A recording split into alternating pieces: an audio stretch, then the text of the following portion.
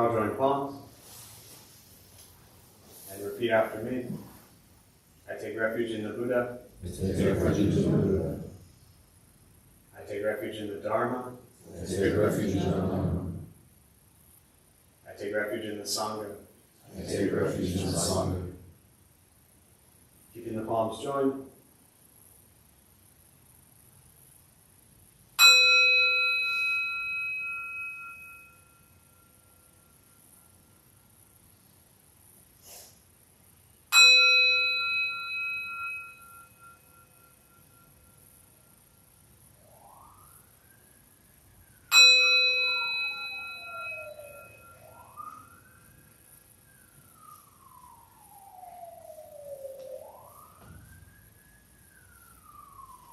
Put the palms down.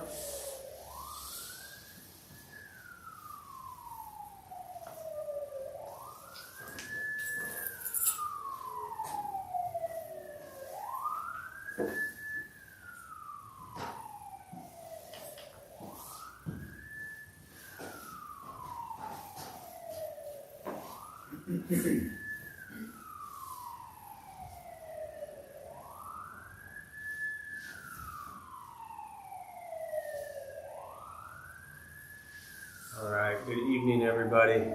Nice to see you all. Thanks for showing up.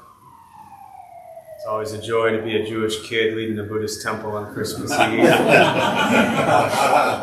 So, nice to see you all here. Crazy times. It's just nice to be here. Nice to sit. Nice to be around people. Even you all, that's what we get. So I'm glad you're here. Anyone here for the first time? What brings you here for the first time? Even though I kind of already know that answer. What brings you here? Your mother. Your mother. Yeah. Invite from my home. Yeah. You came willingly. No one was forced. No bribery. I like mysticism. I'm like a Kabbalah guy. Yeah, right on. Very cool. This used to be a Christian mystic church. Oh, really? You know who Emanuel Swedenborg is? I do not. He was a Christian mystic, 1700s, and this was their congregation, came together in the early 1900s. They built this in 1927. That explains the good vibes. Then. Yeah, no joke. When Maggie and I first walked in here the first time in 2016, like August, October timeframe, it had been boarded up for a while. I didn't use it much, but it felt great. People walking down, they're like, oh, it feels so wonderful. Like, that felt that way the second we walked in here. It was something that had obviously been alive for a very long time, and I felt like it was a plant that was just kind of wilting, and it just needed a little bit of water. Good to be here. So, yeah, good to be here. Glad you're here. Thank you. So I feel like that's all we've done in here for the last, coming up on 8 years already, is we're just a plant that was just kind of dying.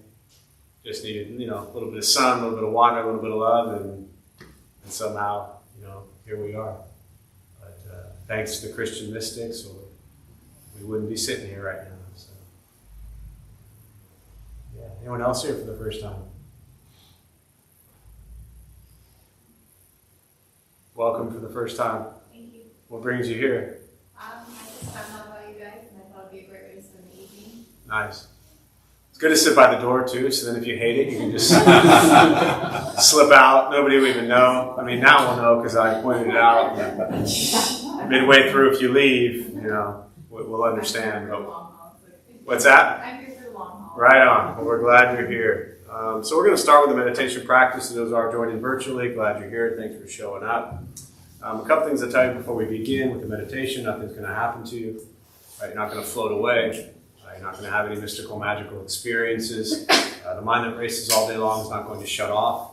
Don't judge your practice. Meaning, don't ask yourself, is this working or not working? Are you doing it right or wrong? We're just going to sit. We're going to breathe. You'll hear sounds inside, sounds outside. This is life. Life is filled with chaos.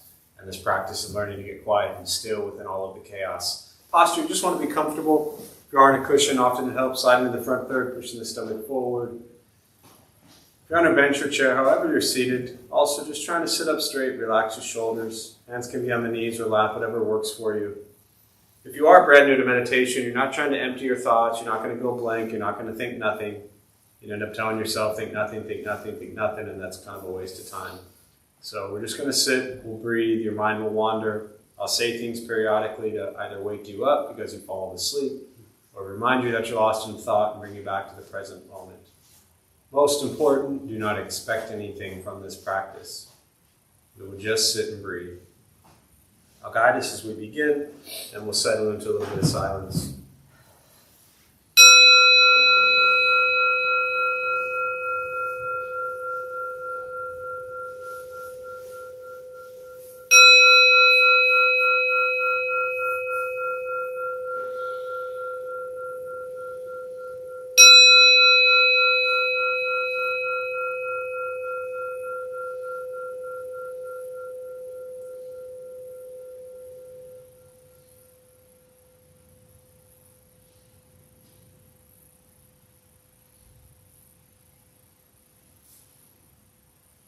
Starting with your eyes closed if comfortable, or slightly open.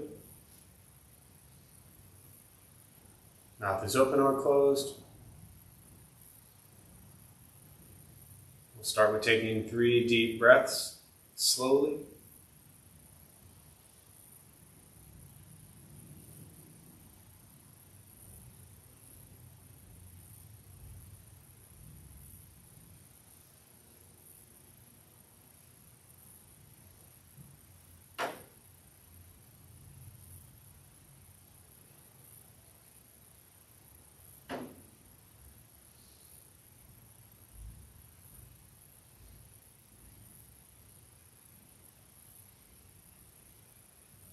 Eventually, settle into a natural rhythm of the breath.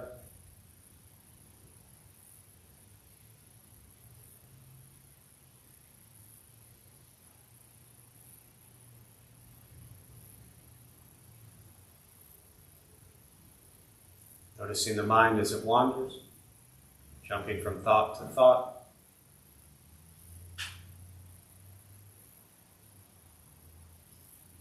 Start with gently guiding the attention, focus to the stomach or chest.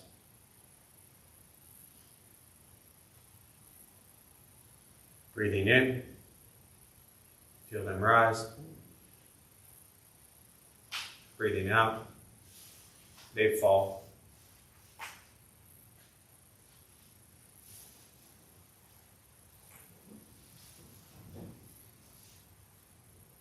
Simply continue this practice, observing sensation of breath, expecting nothing but to sit and breathe.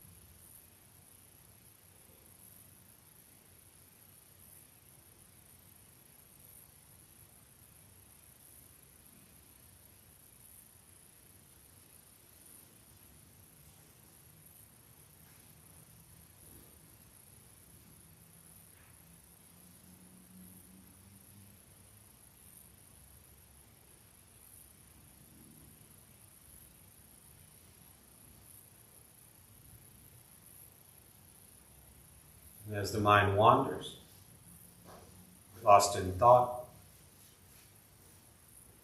recognize it. Release that thought.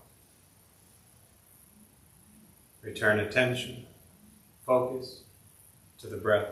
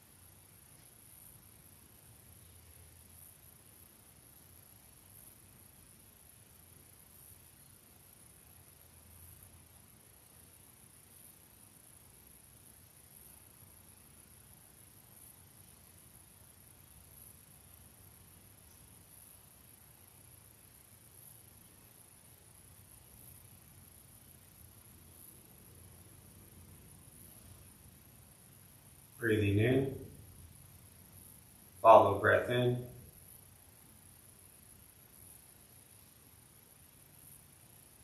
Breathing out, follow breath out.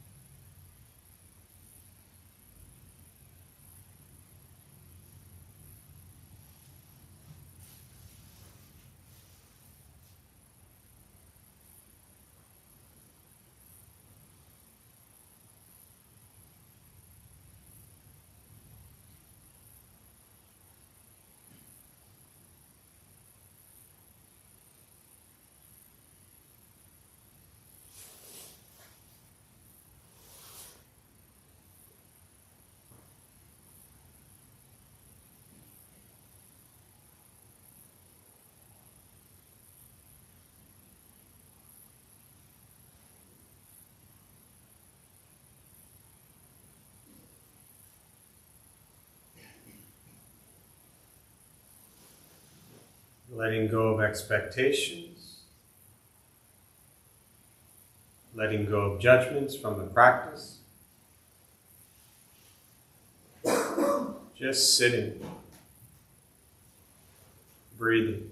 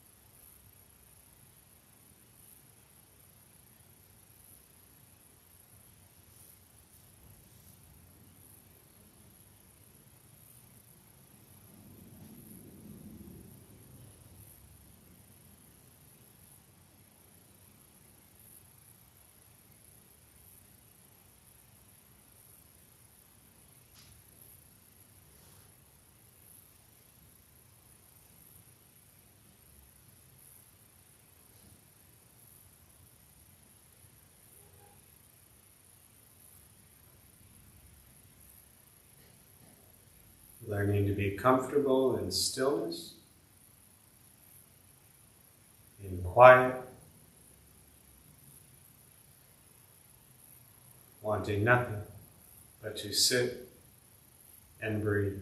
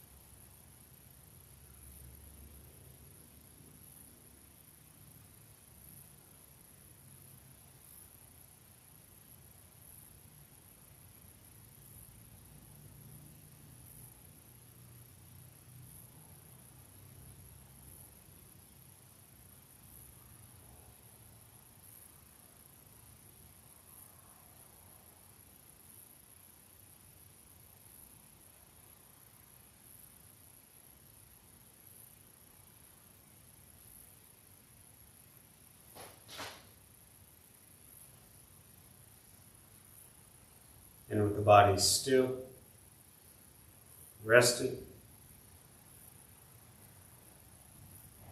and the speech quiet, aware of all sounds, and the mind learning to settle, know what it's like to just sit and breathe.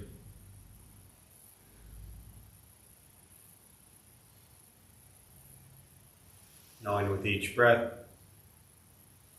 there's nothing else to do, nowhere else to go,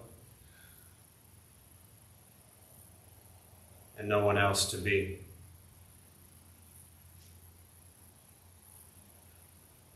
Everything beautiful, exactly as it is. Sitting, breathing,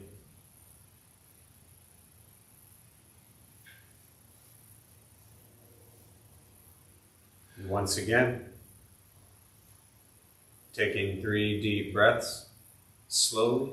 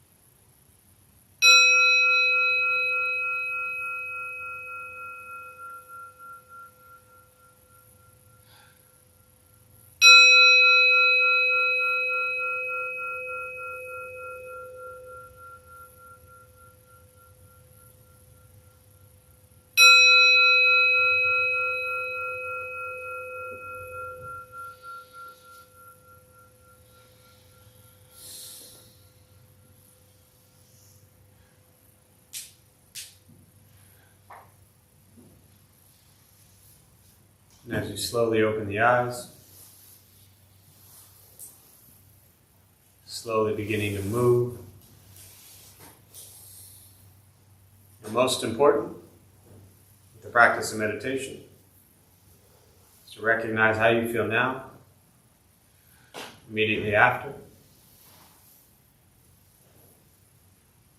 Compare this to how you typically feel throughout your day. Recognize the difference, if there is one. Ask yourselves how you prefer to feel every day for the rest of your life. And realize however you feel now, if it's quiet, calm, and still, or a busy mind, racing mind, whatever you're sitting with at this moment, has nothing to do with anything I said. It's nothing to do with how we sit and hold the hands or cross the legs. It's nothing to do with the sounds around us or anything else for that matter. It's everything to do with your own mind and your own mind's reaction to an external condition. This is what the Buddha called pratitya samutpata, means dependent origination. This is the basis of the Buddha's awakening. The word Buddha simply means awakened.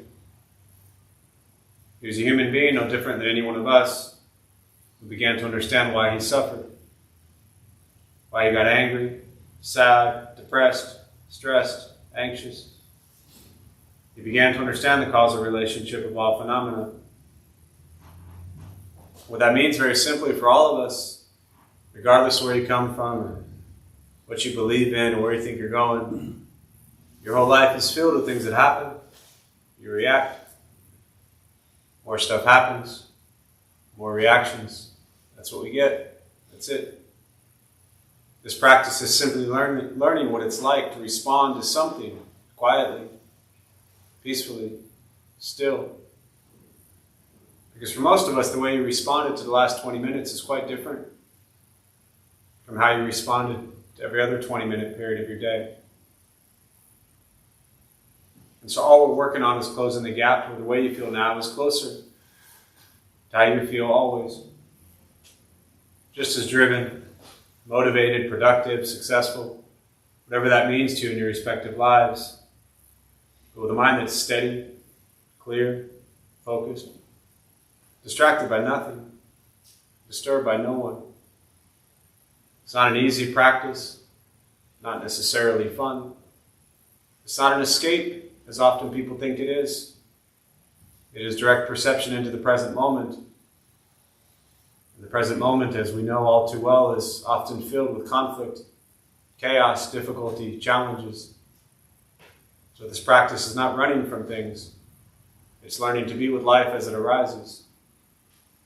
If your life is a crazy, hectic, stressed out mess, meditation isn't going to fix that.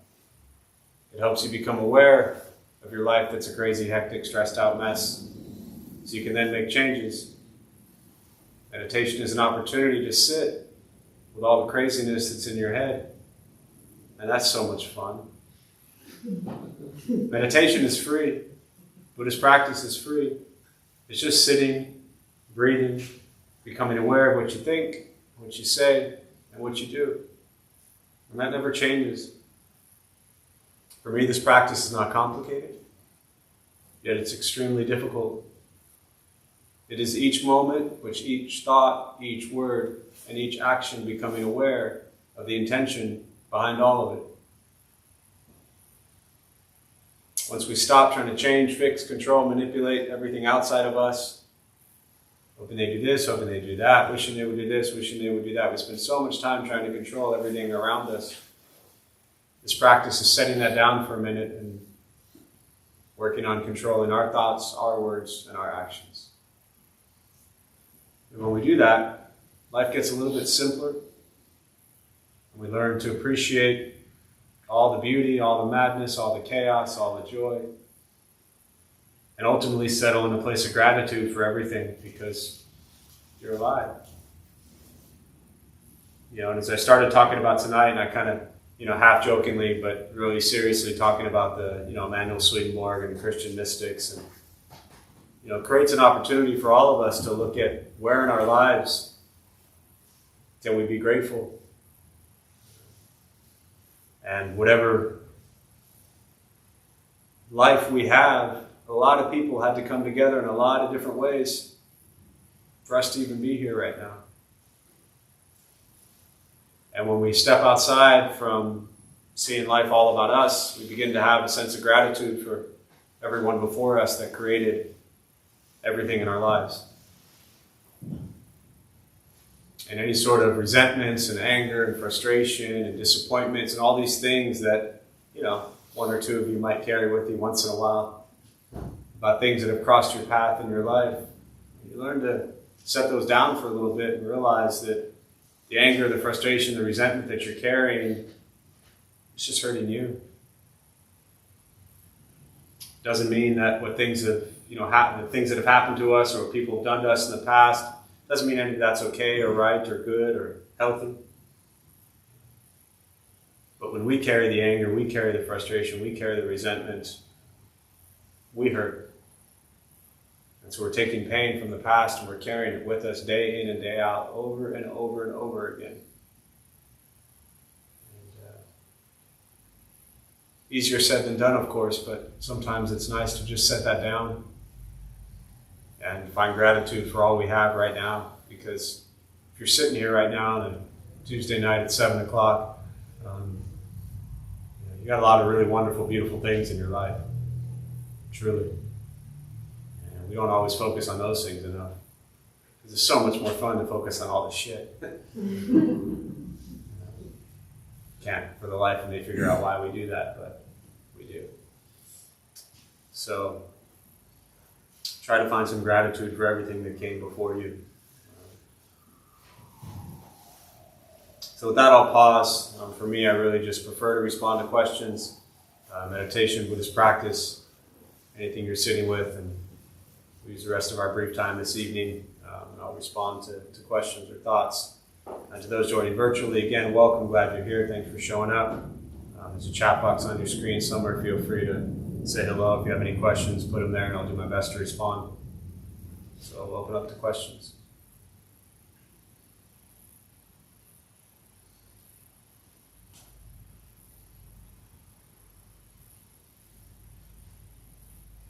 What's the one house back there? Is it like What's- a gateway or is something? Really All this time now, you're finally asking about the wooden. That's the Did only you just thing I notice can't it? figure out. No, I've known it was there. Yeah, the wooden house. So the wooden house back there, it's a very old replica, roughly 200-year-old replica of a Japanese Shinto shrine. It was gifted to us about 7 years ago, roughly. And there was a very short period of time when we first opened up here that it actually was up here. But in case you haven't noticed it, people like to mess with stuff around here, as if it's like toys. So when it was up here, people felt like it was like this cool old Japanese Shinto shrine dollhouse that should be played with. So we needed to create a way where we could really have kind of just it in the space and kind of the beauty of it, because it's incredible if you look at it up close, just not too close. And so we had that little stand built in there, and the dude who built it, we were like, is that strong enough? And he climbed up there. All right. Yeah, so far so good. Don't climb up there. Yeah, but yeah, you can get a ladder and look closely. The doors swing open and everything. It's really cool. And it's everything in here. I mean, for those who may be here for the first time, but when you look around the space, even from the the art that's on the wall, the tankas, or even the shrine pieces. Dharma Bum Temple is here to introduce and welcome all different schools of Buddhism. So we try to represent really all the various cultures and representation of Buddhist practice in various ways, and use them as opportunities to teach. So, yeah.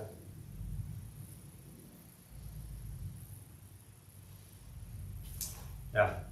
Wanted to ask about right speech. Yeah. As I understand, is the communication true? Is it kind? And is it timely? Those are the three elements? Yes, or I'm not sure whether that's it. That's a yes. Okay. So, well, I don't want to get into details, but I sent a text to a friend out of a place of hurt, but also what I said to him, I think it's true. Not just true from my perspective, but also objectively true. Clearly, I mean, if it's if you're thinking it, it's definitely No, true. I know.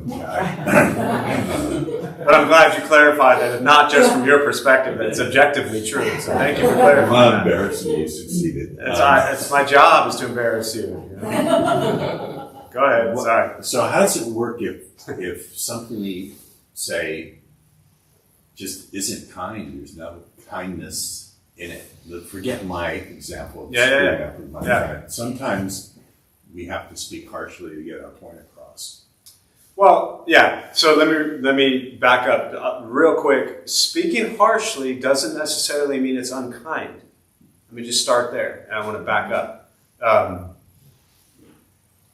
I'm a very harsh dude. And I think sometimes that's the kindest thing I can do, objectively, of course, because it's my perception. Right. But to back up for those who may be new, to put it into context, your question is around right speech. And so in Buddhist practice, you have a number of different things. You look at the Eightfold Path, use, thought, speech, action, livelihood, effort, mindfulness, concentration. This is all to sum up in 60 seconds. The basic Buddhist teachings of the Four Noble Truths. It's where it all starts. First thing the Buddha said, life is filled with dukkha. Translates to suffering. Doesn't mean all of life sucks. It just means we're going to experience a lot of discomfort, angst, dissatisfaction in our lives. And a lot of this suffering is heavy and traumatic, and death and loss and pain and all that stuff. And a lot of our suffering is just little stuff. You don't like the way your sandwich is prepared, your coffee had too many shots of hazelnut in it, or whatever. Just little things that are not life-threatening. But we experience moments of dukkha, discomfort, angst, dissatisfaction every day of our lives. It's too cold, it's too hot, it's too this, it's too that. That's our life. The second thing the Buddha said is what's the cause of suffering, the second noble truth: greed, anger, ignorance. We constantly want more, we're angry at the way things are, and we're ignoring reality because we're stuck in our own reality. And we confuse ourselves in thinking that our own reality is actually ultimate truth. So the practice of overcoming these three poisons, as they're called, greed, anger, and ignorance, is to practice generosity, compassion, and wisdom. So that's the basic practice. Right speech is in there, but I'll come back to that. The third noble truth is the ending of suffering. Nirvana, liberation, freedom from suffering. Yay, that's the beautiful thing. And the path we use, the Eightfold Path, to overcome suffering is correct views, thoughts, speech, which you're asking about, action, livelihood, effort, mindfulness, and concentration. So these are 8 steps the Buddha taught very clearly. When you break down right speech, yes, you'll hear it talked about, is it necessary, is it kind, is it true? There's other areas of right speech that are beyond that, or in addition to that, which is it divisive speech? Gossip, slander. These things are also to kind of move out of your life, right? Move away from divisive speech, gossiping, slandering. But then we come back to, is it necessary, is it true, is it timely? This is really difficult because we don't always know what's necessary, what's true, and what's timely. Because we're coming at it from a place of whose perspective? Ours. And whose ego was hurt? Yours. So when our ego is hurt, we often feel that the other person did something wrong. So then we think our response is what? Justified. It's warranted. They did that to me, so I'm obligated to be an asshole. Right? I'm not saying you were, I'm talking about me actually, because I've been there a million times, you know? So the idea is, to your point, always come from your place of intention. In any response to somebody, or the practice is to come from a place of intention. In the response to somebody who did something where you felt harm, right? And this isn't to answer right now, even in that situation, because there'll be other areas of your life in the past and the present and the future where this will come up. Ask yourself, is your response really to bring loving kindness and compassion into the situation? Or is it simply just you reflecting from a place of anger that you've now justified and said, well, they did this to me, so I was justified to say, no, you're hurting, most likely. And you're responding in a way coming from pain. And so then we twist that in our head and say, well, it was honest and it was true because they did this to me and they needed to hear that. You don't know what they needed. You ever been angry? Yes. You ever said things that were harmful to others? Yes. And when you do that, do you need more anger coming back at you or do you just need a hug? We need a hug. And sometimes that hug pisses us off even more. Right? But the idea is that when we pour anger into a situation that already has anger, we just make it worse. Now, these aren't things, right? Yes, you're emotional. Yes, I'm embarrassing you some more. So, you know, the idea is that this is an opportunity to be beautiful, the fact that you're recognizing you probably said some stuff that you shouldn't have said. And that's okay. Because a month ago, 6 months ago, a year ago, whatever, you wouldn't have cared. You actually cared. You're actually sitting here in the front row asking these questions about, hey, maybe I shouldn't have said that. And text, same thing as talking. I mean, sadly these days, right? Communicating. Maybe I shouldn't have communicated that. And you realize it wasn't a wise thing to do. That's okay. So first off, don't hate yourself for using unkind or unwise speech. Recognize it, learn from it. And when the opportunity arises in the future, ask yourself, is this necessary, meaning, is it necessary and going to bring kindness? Is it honest, meaning, is it honest looking at big picture, not just what you think? You know? And is it kind, meaning, are you really saying it because it's what's best for them, or are you just trying to present your side of the case? I was trying to get control. Well, of course you were trying to get control, yes. Yes, and so I appreciate, but that's what I mean, is when we step outside these situations, we begin to look at things, and really that's what Buddhist practice and meditation is about, is to become the observer of our ego. Because our ego will destroy us and destroy others. And so when we become observers of our ego and our thoughts and our words and our actions, recognize the ego is not us, it's what we're doing. So in that moment, you may have used unwise, unkind, unhealthy speech, but it doesn't mean you're an unwise, unkind, unhealthy person. This is the Buddhist teachings on the second arrow. In that instance, and maybe in the past, you've been that way. But it doesn't define who you are. Because the danger is when we find ourselves kind of in that cycle, then we hate ourselves for being that way. And then that repeats over and over and over again. And now we just think we're a terrible person because we've communicated this way. And then when we think we're a terrible person, how do we act? From that place. And then it just snowballs and it's a mess. So send love and compassion to yourself for using unwise communication. Apologize if it's necessary,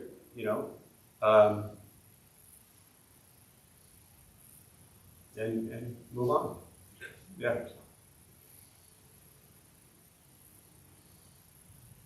What else?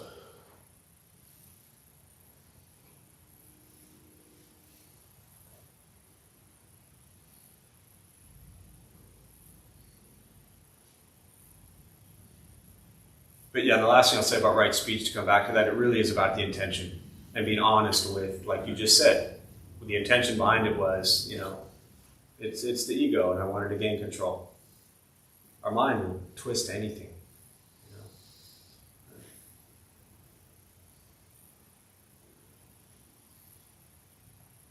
Other questions? You are welcome, Chad, to comment here. Thanks for being here this evening. Lots of gratitude from Baltimore. Thanks, Chad. Glad you're here. Or there, I guess. Here and there.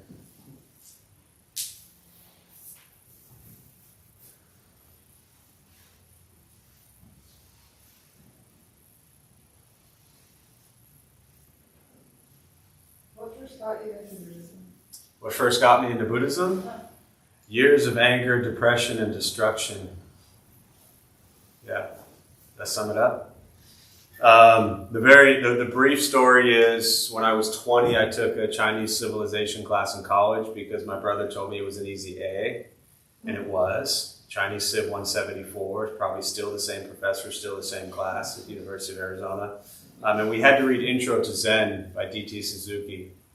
So I read that book. That was 29 years ago. I was a college kid living college life, so I definitely wasn't on some Buddhist path. But the book itself, just my head exploded, and it made perfect sense and no sense all at the same time. So that kind of started my interest.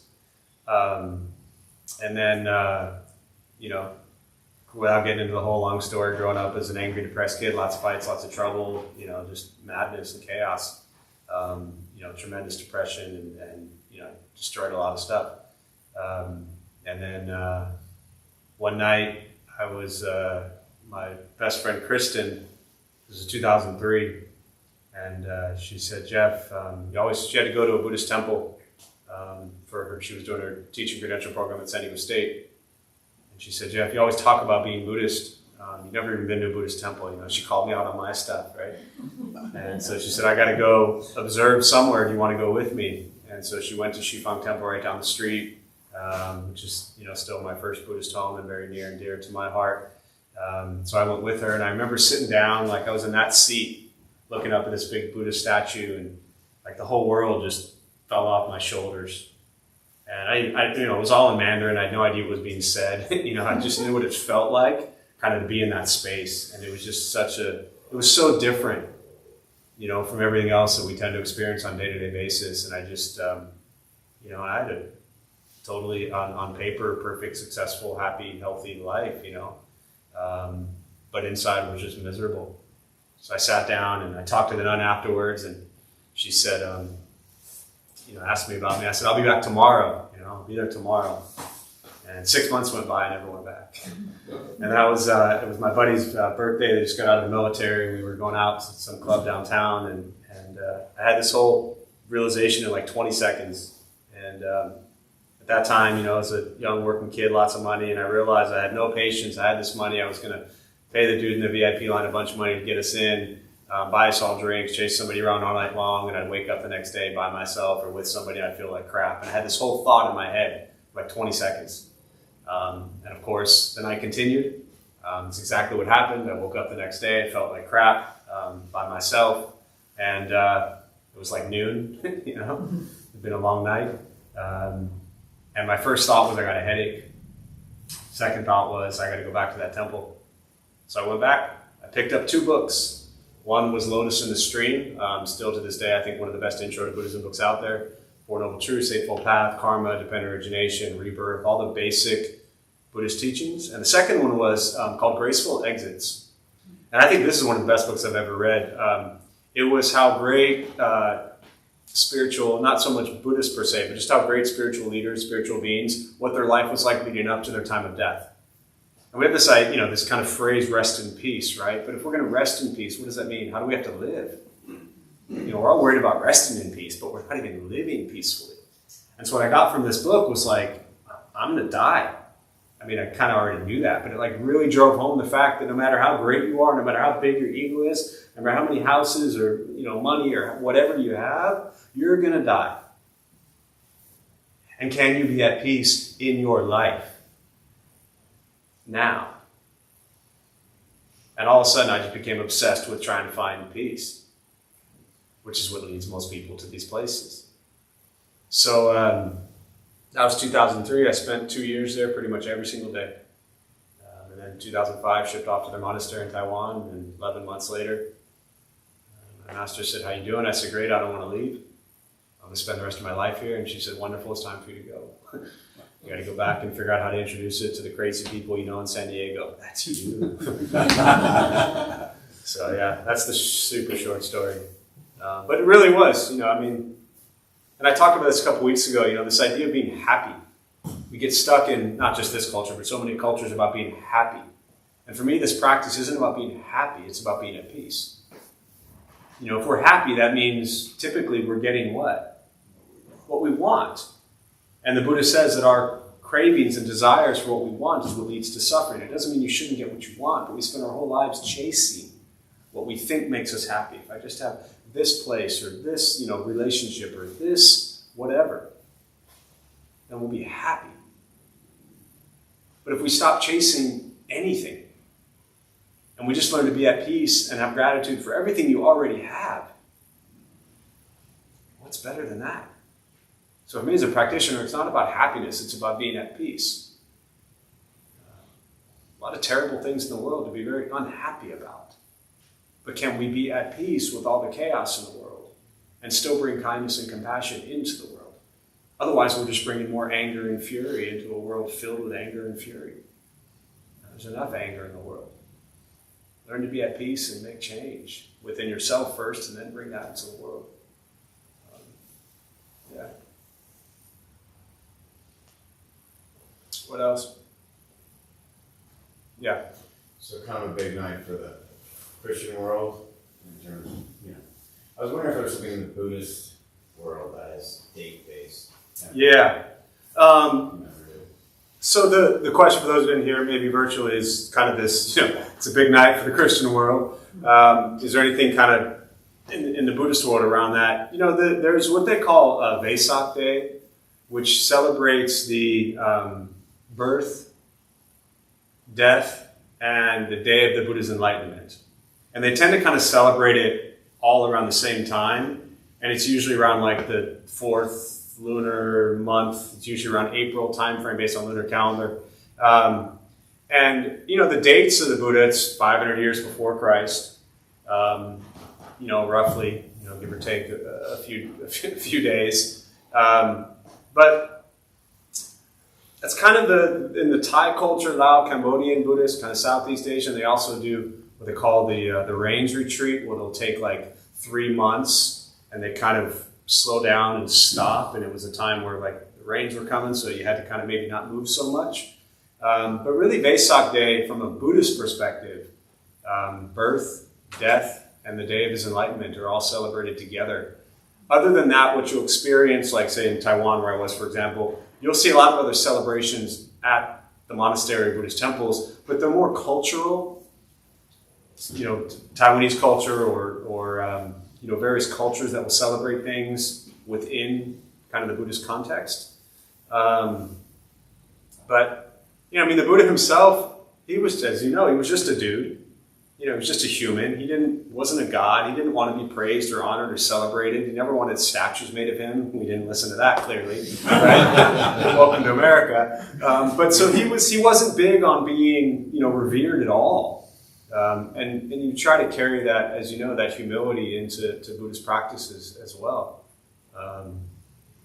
So there is, which I always love, especially this time of year. So you've all seen, and I hate to shatter it for you, for those of you who, so the happy Buddha, right? The big belly guy, the ones, all the casinos, everybody's throwing money at him, rubbing the belly for good luck, right?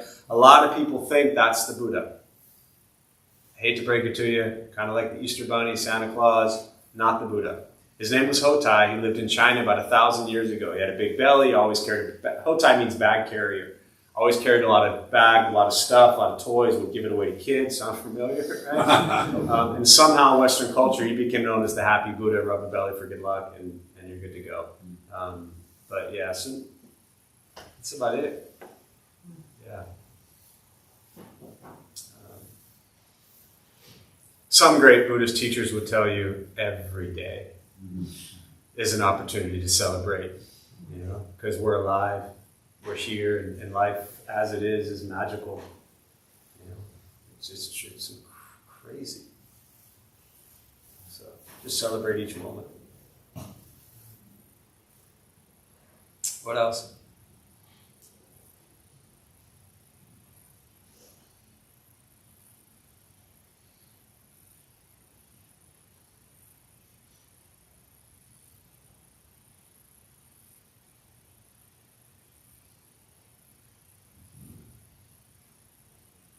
Would you say that the emaciated Buddha up there is more of a more authentic kind of depiction of Yeah. Buddha? So the question is around the emaciated Buddha. Is that a more authentic depiction of the Buddha? It's a better representation of what he was like prior to being called the Buddha, right? So the word Buddha just means awakened.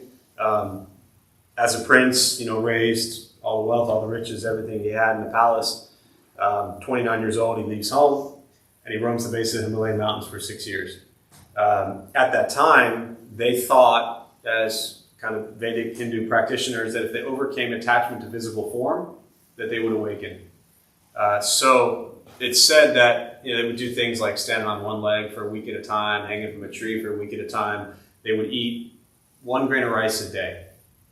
And they say it was so skinny that you could take your fingers and touch front to back, and they would touch, right?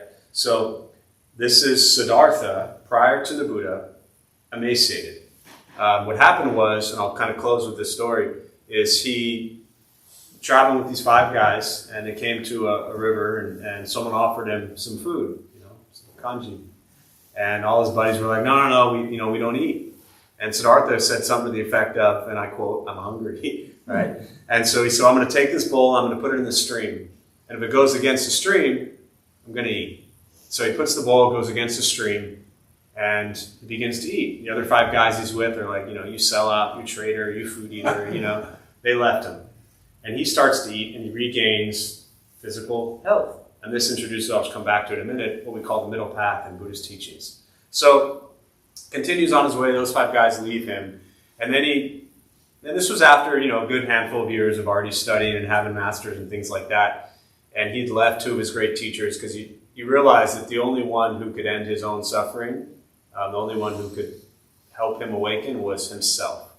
So he goes off on his own. He eventually sits under the Bodhi tree, Bodh Gaya, India, and it ends up being 21 days where he says, I'm not leaving from my seat of meditation until I figure out why we suffer. As I mentioned earlier, the Four Noble Truths, he understood that all suffering comes from one place and one place only. And where is that? Your mind. That's it. And so after this realization and overcoming, fear and greed and anger and lust and all these types of things that he overcame, then Mara comes to him and says, who bears witness to you defeating me? Mara is his mind, right? In this story, it's like this monster.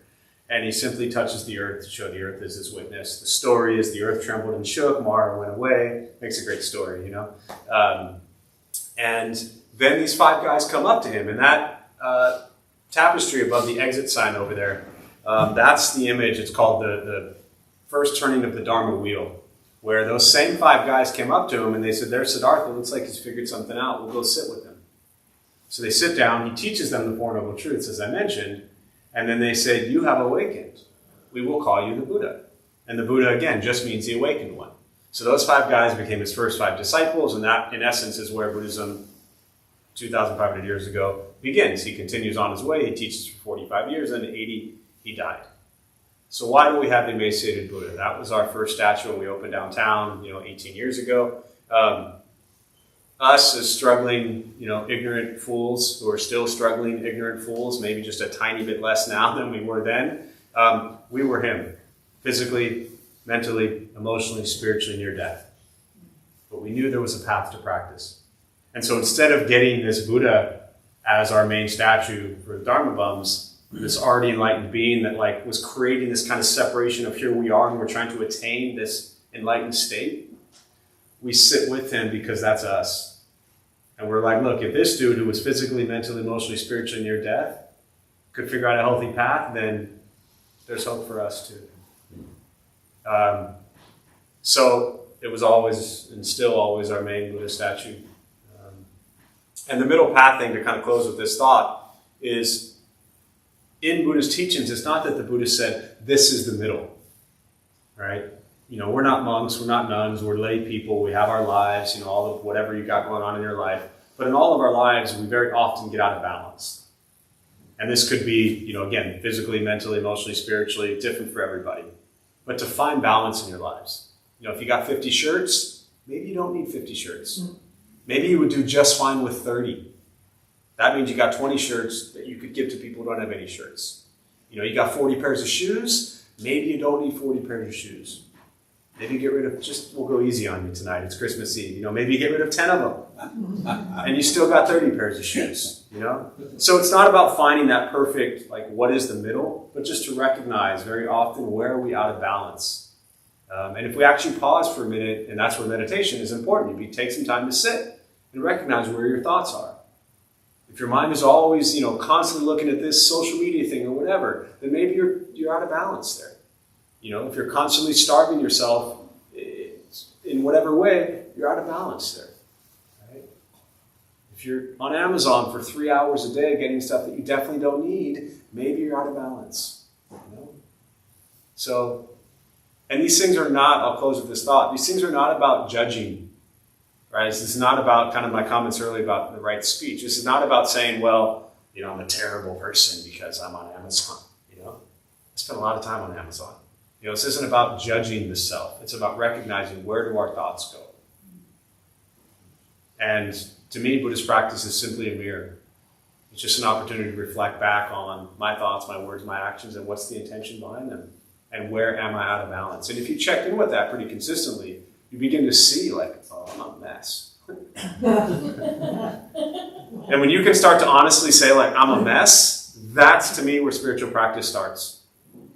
Otherwise, it's just, Trungpa wrote a great book called Cutting Through Spiritual Materialism.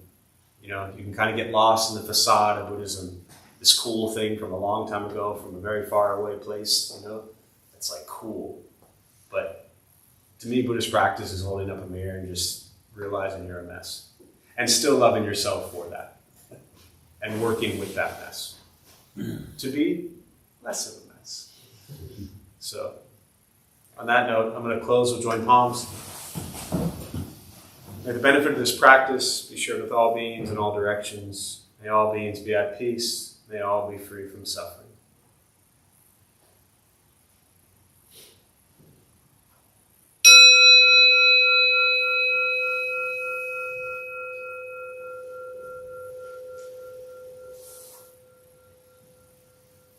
All right, a couple quick announcements before you all head out. Thanks for being here. My name is Jeff. I'm the Dharma Bum. We opened up this temple 18 years ago to introduce Buddhist practice to those who show up. Those of us who lead, we're not monks, we're not nuns, we're not gurus, we're not masters, we're not teachers, we're not looking for students, we're just practitioners. We do our best to take our understanding of Buddhist teachings and put it into terms that hopefully make sense to those who show up. Every night, different practices going on from different people leading in a different Buddhist tradition. Every Thursday at 4:30, we do, I think, probably the best thing around here. It's a food redistribution program. We prepare gourmet vegetarian meals, also known as peanut butter and jelly, and we feed people. So anytime you think your life sucks, feed people, sleep on a sidewalk, and it tends to put things into perspective. And if it doesn't work, keep showing up until it does. It really changes things when you feed people who need food. Other than that, the only thing out of the ordinary coming up is our 19th annual Dharma Bum Temple New Year's Eve celebration. 7 o'clock we'll do a vegetarian potluck. 9 o'clock we do a history. I'll tell the history of the Dharma Bum Temple. And then 11:30 we pile in here and we do a silent meditation going into midnight. The whole night is not silent. It's just kind of the last 30 minutes. Some people come at 7 for the potluck and they're home and in bed by 9:30. Some people come at 9 just for the story. Some people stay, or some show up just for meditation. Some people stay all night. So you're welcome to drop in and out at any point throughout the night. If you've never done a silent and sober New Year's, this is your opportunity to get them both done at once, and I promise you'll probably be okay. Other than that, thanks for being here. Our schedule, as you see tonight, holidays, they're great, they're wonderful for some, and they're miserable for others. So we don't operate any differently during the holiday season. Everything is open as is, so just check the website for our normal schedule, and we'll see you here. So thanks all, be well.